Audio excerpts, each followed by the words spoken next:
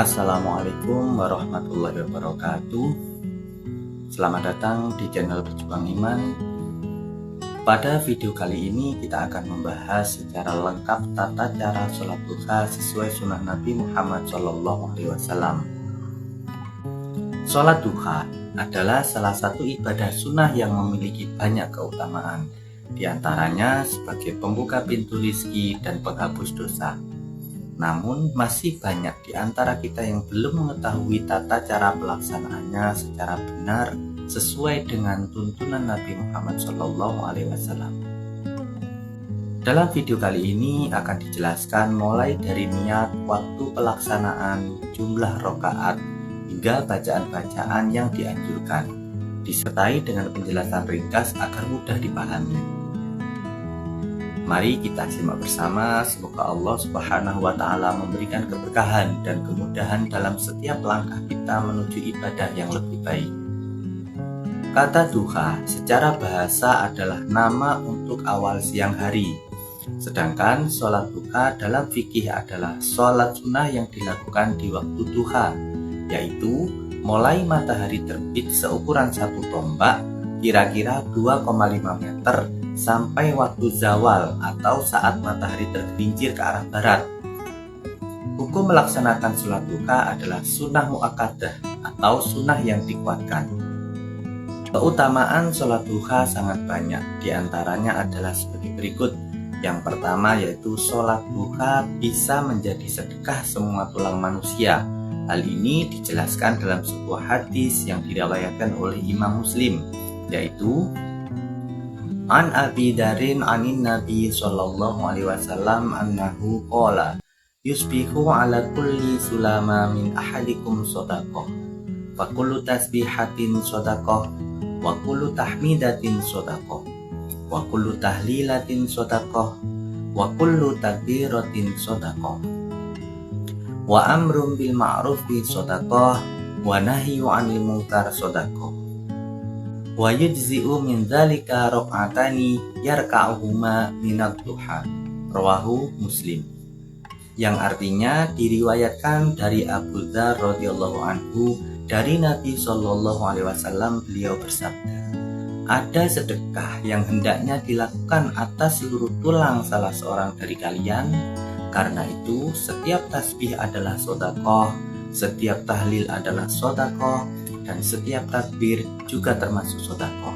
Amar ma'ruf termasuk sedekah, nahi mungkar adalah juga sedekah.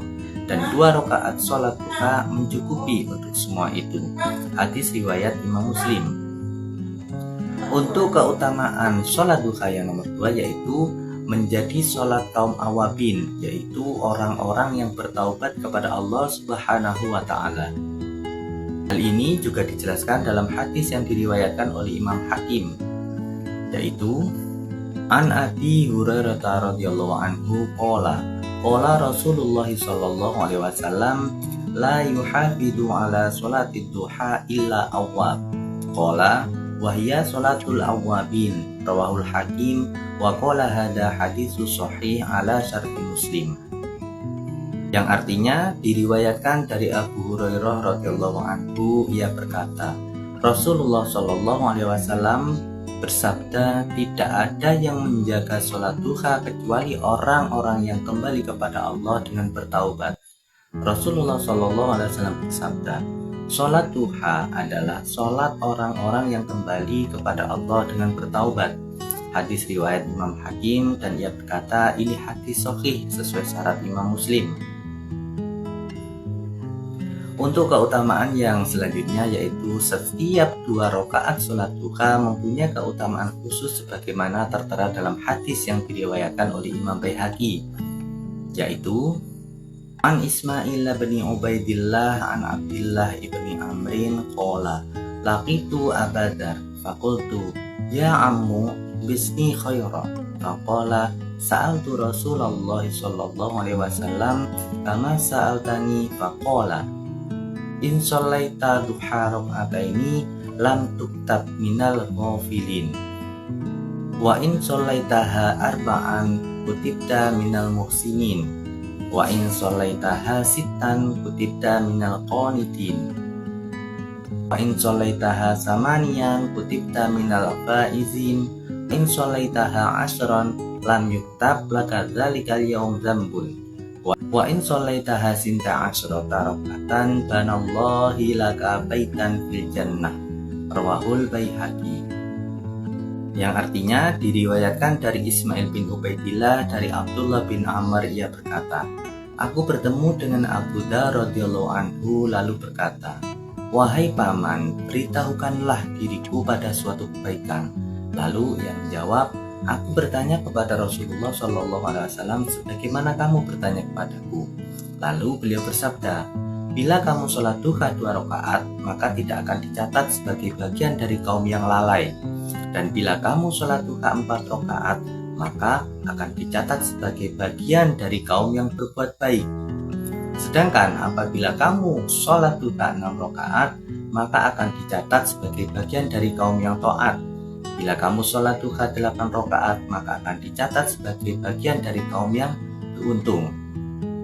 Dan apabila kamu sholat duha sebanyak 10 rakaat, maka pada hari itu tidak akan dicatatkan dosa bagimu. Dan terakhir, bila kamu sholat duha sebanyak 12 rakaat, maka akan dibangunkan untukmu sebuah rumah yang ada di surga. Hadis diriwayatkan oleh Imam Baihaqi. Waktu sholat duha sebenarnya adalah mulai matahari terbit seukuran 1 tombak sampai waktu zawal, sebagaimana yang telah disebutkan sebelumnya. Namun demikian, ada waktu yang lebih utama, yaitu ketika terik matahari mulai terasa panas. Dalam fikih diistilahkan dengan nama rumus, setelah melewati 1/4 siang atau dihitung dari awal subuh, kira-kira mulai sekitar jam 9 pagi. Imam Muslim meriwayatkan an Zaid bin Arqam radhiyallahu anhu annahu ra'a qauman yusalluna minad duha faqala amala qad alimu anna sholata fi ghairi hadhihi sa'ah afdalu. Inna Rasulullah sallallahu alaihi wasallam qala sholatul awwabina hina tarmadul fisal. Rawahu Muslim. Yang artinya diriwayatkan dari Zaid bin Arqam radhiyallahu anhu, sungguh ia pernah melihat segolongan orang melakukan sholat duha.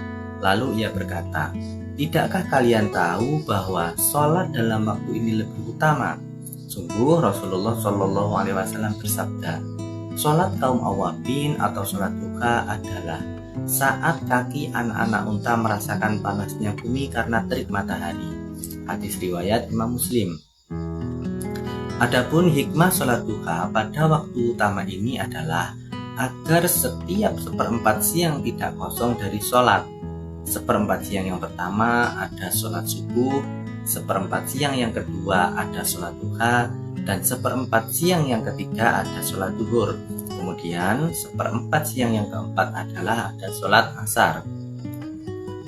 Mengenai rokaat dan bacaan surat dalam sholat duha, yaitu disunahkan dilakukan dengan 2 rokaat salam. Sedangkan batas minimalnya adalah 2 rokaat dan batas maksimalnya adalah sebanyak 12 rokaat. Dan surat yang sunnah untuk dibaca setelah surat Al-Fatihah adalah surat As-Samsu dan surat Ad-Duha, atau surat Al-Kafirun dan surat Al-Ikhlas, atau lebih utama digabung. Rokaat yang pertama membaca surat As-Samsu dan Al-Kafirun, kemudian dilanjutkan dengan rokaat yang kedua membaca surat Ad-Duha dan surat Al-Ikhlas. Kemudian untuk rokaat-rokaat berikutnya surat Al-Kafirun di rokaat pertama dan surat Al-Ikhlas di rokaat yang kedua. Adapun tata cara melaksanakan sholat duha, yang pertama yaitu niat. Niat dilakukan di dalam hati bersamaan dengan takbiratul ihram. Untuk memantapkan niat, sebelumnya bisa melafalkan niat sholat duha sebagaimana yang telah biasa kita lakukan, yaitu usolli sunnatat duha raka'ataini lillahi ta'ala. Saya berniat melaksanakan sholat duha 2 rakaat karena Allah Ta'ala. Kemudian dilanjutkan dengan melaksanakan gerakan dan bacaan sholat sebagaimana umumnya sampai salam setelah 2 rakaat. Setelah salam atau selesai seluruh sholat, kemudian membaca doa seperti berikut. Allahumma inna duha'a duha'uka wal baha'a baha'uka wal jamala jamaluka wal quwwata quwwatuka, wal qudrata qudratuka, wal ismata ismatuka. Allahumma in kana rizki fis samai fa'anzilhu, wa in kana fil ardi fa'akhrijhu, wa in kana mu'assaran fayasirhu, wa in kana haraman fatahhirhu, wa in kana ba'idan faqarribhu, bihaqqi duhaika wa bahaika wa jamalika wa quwwatika wa qudratika atini ma ataita ibadaka sholihin. Sahabat pejuang iman, demikianlah pembahasan singkat tentang sholat duha. Semoga penjelasan tentang sholat duha ini bermanfaat dan menginspirasi kita semua untuk rutin mengamalkannya. Terima kasih telah mengikuti video kami. Saya akhiri. Wassalamualaikum warahmatullahi wabarakatuh.